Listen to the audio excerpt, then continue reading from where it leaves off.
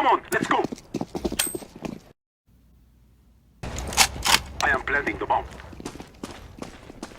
Bomb has been planted. Okay, a few questions for you. What has gaming got to do with the serious business of being a leader? What's your status? We can't find a way out of here soon. How are you using your lockdown? Let's play some traps. And what's this got to do with running a restaurant or a hotel or putting on a great event? Hi, I'm Andrew Johnston and I've been playing. Let's see how those survivors are holding up. All right, where shall we start? Fortnite, Grand Theft Auto, CSGO, Moshi Monsters. Okay, that was a joke. But now that I think about it, well, it's all about taking care of your crew, working out how much you can spend decorating the venue, paying a little bit extra for premium dishes. That's Moshi Monsters. Who needs lectures? But for this lesson in leadership, let's go old school. I believe that's what you young people call it. All right. 4, It's lockdown. 3, you're stuck.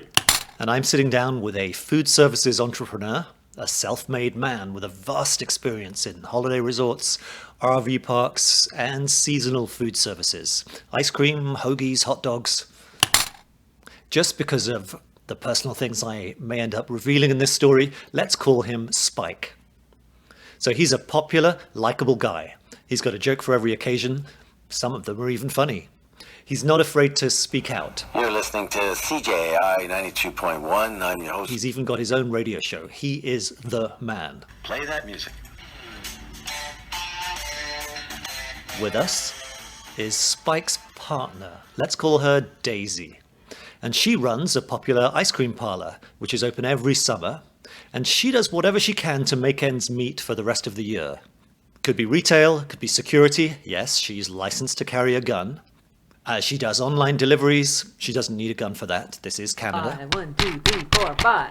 She's very adaptable, very versatile, very resilient. All the buzzwords for times of crisis, times of change.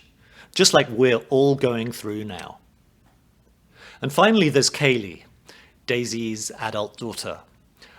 I don't know her well. She seems nice. She's thoughtful. She's a little bit shy. What I do know is that she's very creative. She's a talented artist, and she uses her artistic skills to make money, even during lockdown. Warning, warp core collapse in 10 seconds. As a skillful painter and model maker, she's in demand on film sets, working on movies and major TV series that you probably had no idea were made in Canada.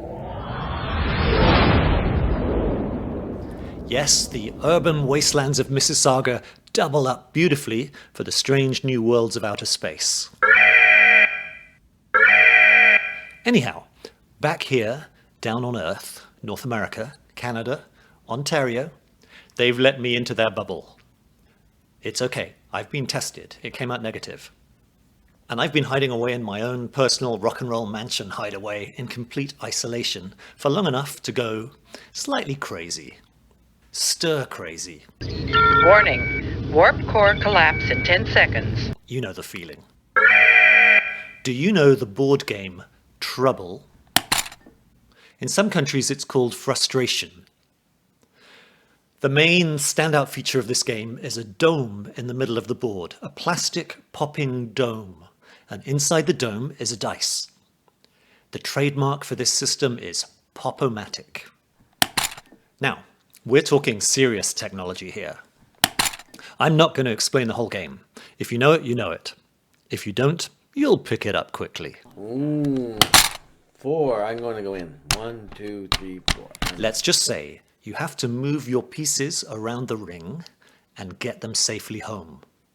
Sometimes people catch you, and you have to send your guy back to the start. 4, 1, 2, 3, 4. Oh, I'm gonna be mean this time. Andrew is gone home. Sometimes they catch you on purpose. Sometimes they have no choice. They click the dice, 1, 2, 3, 4, 5, they land on you. You did. And you're out. You got to send your little guy back home. Now, these guys are very competitive. They play cards, they play all the outdoor games. I don't really play that many games, but they teach me the rules. And of course, I'm going to try my best. Join in and enjoy the experience. He gets to go Sorry, back in. Now I'll get a 1 to get out. Sorry. 3. Okay, go. Right. Let's take a look at some of the numbers here. 6. You can either go out or go 6. To get out of the base, you have to throw a 6 or a 1. That's a 33% chance. It's not the best odds, but it's not too bad. Actually, it's very similar to the odds of a restaurant succeeding in normal years. And we're not counting the vicious times we find ourselves in during the COVID-19 lockdown, which is, as we all know, been very harsh for restaurants. According to Full Service Restaurant Magazine, FSR Magazine, in a normal season, around 60% of new restaurants close within a year of opening. But let's be positive here. That also means that 30 to 40% of restaurants survive the first year, and as we know, some restaurants survive for generations. In case you're getting all caught up in the numbers, I know, these figures are disputed. Forbes magazine and a couple of very smart economists point out that these figures may well be exaggerated. When they did their own research, they found that only 17% of restaurants closed in the first year. And they pointed out you have to be very careful about the language you use. There's a difference between not making enough money and actually closing down, obviously. Some people say 60% fail, some say 60% close. Is that the same thing? What if you sell your restaurant on and it changes name? What if someone in the family becomes ill and you close up shop, even though you're profitable? That's not failure, right? What if there's a pandemic and despite everything you do, you take all the precautions, you invest thousands in screening and retraining, and the authorities decide to shut you down for a month or 2, or 3, or 4, or 5? You see, it's easy to get caught up in the numbers. Don't get me wrong. Numbers are important in business, and we do need people in our business who understand the real numbers. But real leaders don't get swallowed up in the numbers. They don't get overwhelmed by the numbers. Think about it. Which would you rather do? Count the coffee beans and argue over how many there should be in a sack? Or smell the coffee, taste the coffee, enjoy the finished product? Have a coffee with a friend. But let's get back to the game. 1, I get to go out. Here you go. 2, you're stuck. I'm stuck. Early in the game, I have 2 players out, working their way around the track. That's good. And I press the Pop-O-Matic and score a 3. I have 2 choices. 1, 2, 3. Take out Kaylee's only piece on the board. She has the green piece. I have a soft spot for green and green ideas. You know, we should do what we can for this planet. And Kaylee's nice. So I'm going to play the gentleman card, the diplomatic card, and move my other piece, 1, 2, 3, into a space a little further on in the game. It's still progress. Which am I? Oh, yeah. In the red. And on we go. Spike is charging into the lead. He gets his first shiny yellow piece home before anybody else. And he plays the game by the rule book, fair and square. If someone's in the way, boom, he takes them, sends them back to base. That's what you got to do, right? Sometimes he has a choice. Advance 1 player, 4 spaces. Or take out another player and send them back home. And yes, he got me. Boom, start again. Daisy's in red. She's playing a slightly different style. Resourceful, adaptable. She's mostly focused on getting her pieces out and around the course. But if she gets a chance to take one of Spike's pieces, she does not hesitate to take him back, to stand up to the conqueror. He gets to go back in. Now I'll get a 1 to get out. 3. Kaylee is being exceptionally gentle. She doesn't get all the best numbers, but she's doing fine. She's working away at her own pace and occasionally making a powerful choice. Yeah, you I could could kill have me. taken him, but oh well. No, I'm you being couldn't nice take him. today. Okay, your go. She has a chance to knock me out. But instead, she chooses to move her other piece forward and I live to fight another day. Thanks, Kaylee. I feel the good karma. Who knows, maybe it's because I was nice to her in the early rounds. Maybe it's just her generous personality. It works for me. You think you're funny? I am funny. It's Tuesday and I can be funny. Spike is getting louder. He's out there. He's having a great time. He's knocking people out, having a good laugh, and all of us are watching him. Daisy's not afraid to take him down a peg. Kaylee and I catch one of his pieces occasionally. But right now, I'm staying quiet. I'm usually one of the loud ones in life. I've been spouting out my own opinions for years. But right now, I'm sitting back. I'm in my bunker, biding my time, quietly making progress, while the others exchange blows. 2, 4, 6, and 4. Oh, Oh, 1, you're 2, getting 3, mean. 4. Sometimes I have to send one of the ladies' pieces back home. The way the rules are, legally, I have no choice. That's business. They say life is no bed of roses. Actually, I think life is a bed of roses. But every rose is surrounded by what's the word I want? Thorns, that's it. We get pricked, it stings a little, but we get over it and move on. 3, you're stuck. 3 or more. I get to go there. There's a choice again. 1. Should I take Kaylee's piece, or should I move my other blue guy closer to his castle? This is a no-brainer. I'm moving my number 3 player towards the castle. The end game. The result. Everyone else is joking and laughing and strategizing and popping that dice. I stay quiet. Watching. Thinking. Moving. My focus is on the goal, on the outcome. It's not on catching the others. It's not on taking out my opponents. It's on getting all my pieces to the finish. Lucky, yes. 6.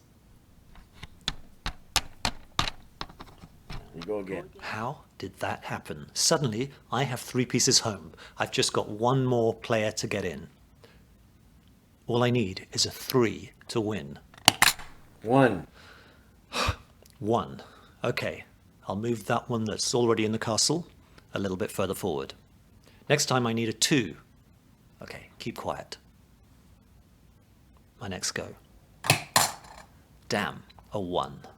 Okay, I'm going to move the other one forward. Everybody else has noticed me. And you know who is ready to turn on me. Even Daisy's counting her options. If she gets a 4, I'm in trouble. 5. Phew. She has to go past me. Well, at least it takes her closer to the finish as well. 1. 1! That's just what I needed. I'm home. Somehow I've won. The diplomat has got the whole team safely home. The others keep playing for second place. This time, Spike gets savaged by both the ladies. And very soon, Daisy, resourceful, resilient, hard-working Daisy, gets her team home too. Now, I don't know if you can learn anything from this. A few strategies in life, a few strategies in business. So next day, we're laughing and joking about the game, and I tell them how much I learned. And they look at me like I'm a weirdo, which is a fair point. Everyone was picking on me. Everyone was bullying me, said Spike. I'm just waiting for him to say, the game was rigged.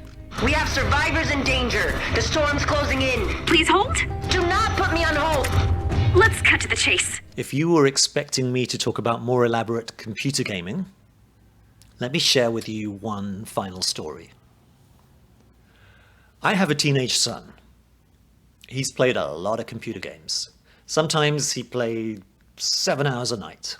That was during high school, before lockdown. I used to get angry about it. What a waste of time, is what I thought. Until I started to listen in. He was talking to other players, people from all over the world, playing a game called CSGO.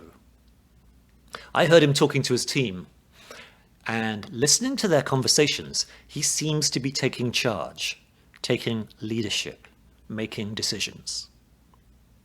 Outside Computerland, He's been working in the food industry as a cook at one of Canada's top concert venues and front of house at one of the very best restaurants in Canada. Now, he's found these jobs himself with no help from me, just going to job fairs, career fairs, like the ones they hold at George Brown College and many other schools. As you know, if you're a gamer, you make decisions every day. And likewise, my son made choices. He had the chance to study at George Brown College Chef School or the Hospitality School in Food and Beverage Management. He got places in both courses. And so he met with some of our outstanding and inspiring culinary leaders. And I mean that. I'm not just saying that because I've been working there. For example, Chef Jason Innes, who brings so much passion to the chef school. He also met with Doris Michelin Bradley. She was the GM of the world's highest wine cellar, apparently, although I'm sure there's some people in Switzerland who might argue with that. It's the wine cellar and restaurant at the most famous landmark in Toronto, the CN Tower. He also met Tammy Valancourt, who's transformed the restaurant classes we have with her food and beverage team. I was happy that he was interested in our industry. And now I see him as a young decision maker. I was happy to let him make his own choices, to choose his own direction, to walk his own path. And I hope you can do that too with your crew, whatever age they are. Good leaders encourage. Good leaders create opportunity. Good leaders inspire. We all have some idea what leadership is, right? And there are many ways to be a leader. Being tough, being the hard ass, telling people what to do, demanding rigorous, unquestioning obedience, ruling through fear. Well, that's only one way, and it's not always the best way. Without freedom of choice, there is no creativity. Captain James T. Kirk. Good leaders encourage. Good leaders create opportunity. Good leaders inspire. Scotty, beam me up.